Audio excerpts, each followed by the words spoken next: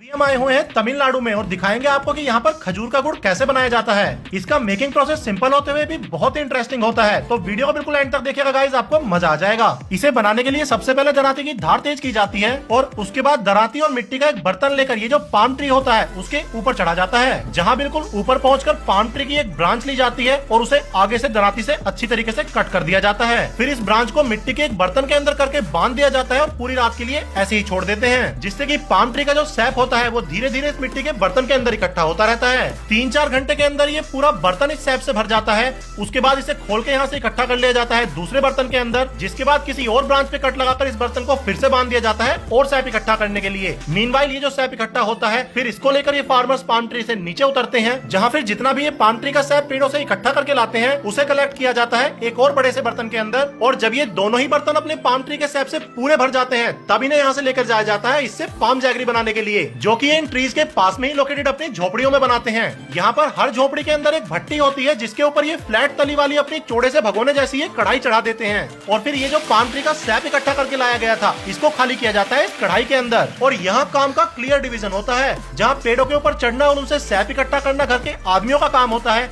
वहीं इस सैप से फिर आगे गुड़ बनाने तक का सारा प्रोसेस घर की औरतें करती हैं। तो कढ़ाई में ये सैप डालने के बाद अब भट्टी में इसके नीचे आग जलाई जा रही है और ये पूरा प्रोसेस यहाँ पर सेल्फ सस्टेनेबल होता है, यानी कि पाम ट्री के सैप से पाम जैगरी बनाने में जो ईंधन इस्तेमाल किया जाता है वो भी पाम ट्री की पत्तियां होती हैं। लगभग 1 घंटे तक पाम ट्री की पत्तियों की तेज आंच में इस सैप को यहाँ पर पकाया जाता है, जिससे इसका कलर चेंज होकर येलोइश होने लगता है। इसके बाद भी लगभग 1 घंटे तक इसे और पकाया जाता है, जिसमें लगातार खोलता रहता है, उबलता रहता है और धीरे धीरे करके इसका कलर हो जाता है ब्राउन और ये काफी गाढ़ा भी हो जाता है। इसके बाद भी लगभग आधा घंटा इसे और पकाया जाएगा और अब इसे पाम की डंडी से ही लगातार हिलाया भी जाता रहेगा, जिससे कि इस कढ़ाई की तली पर ना लगे। लगभग 2.5 घंटे तक पकने के बाद जब ये बिल्कुल गाढ़ा और डार्क ब्राउन हो जाएगा तब इसे यहाँ से भट्टी से उतार लिया जाएगा और लगातार हिला हिलाकर अब इसे यहाँ पर ठंडा किया जाएगा। दूसरी तरफ एक चादर बिछाई जाती है और उसके ऊपर पानी में धो धोकर यहाँ पर नारियल की टूटी हुई शेल्स रखी जाती हैं, जो कि पाम जैगरी के लिए सांचे का काम करती हैं। इतनी देर में गुड़ भी अपना हिला हिलाकर पूरी तरीके से ठंडा कर लिया जाता है और चमचे से लेकर इसे डाला जाता है इन कोकोनट शेल्स के अंदर, जहाँ पर ये अपने आप ठंडा होकर सेट हो जाता है और बन जाता है पाम जैगरी। और 1 किलो पाम जैगरी बनाने में ही यहाँ पर लगभग 7.5 किलो पाम ट्री का सैप लग जाता है।